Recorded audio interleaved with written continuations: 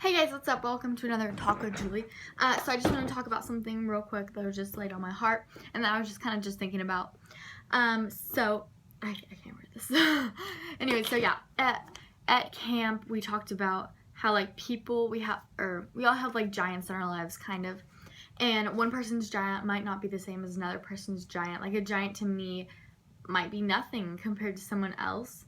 Like that thing is like a huge deal. It's a huge problem. It causes them extreme pain and suffering. But to me, that giant seems like nothing.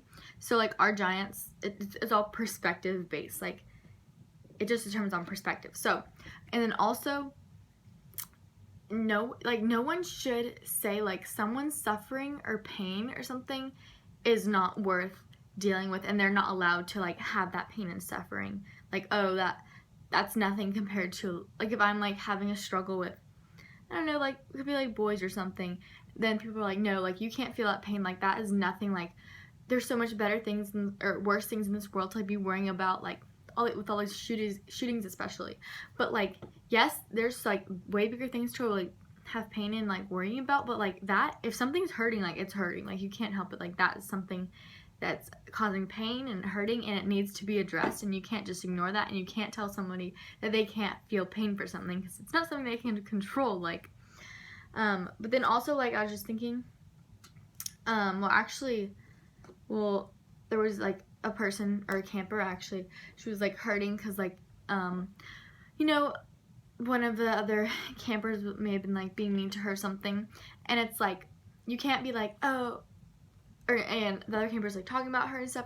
You can't tell that camper like, oh, don't care what other people think about you, it's okay, it doesn't matter, just trust in God, like you're accepted in God's eyes, you're perfect in God's eyes, you don't need to find acceptance in other people, it's okay if they're mean to you because God is just like the only one who will fulfill you.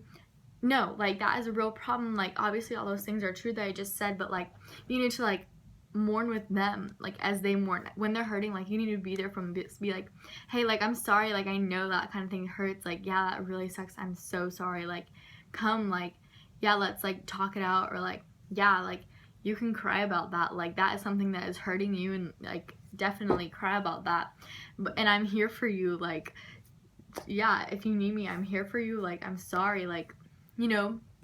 There's actually this Bible verse, it's like mourn when others are mourning. So it's actually, okay, Romans 12:15, rejoice with those who rejoice, mourn with those who mourn.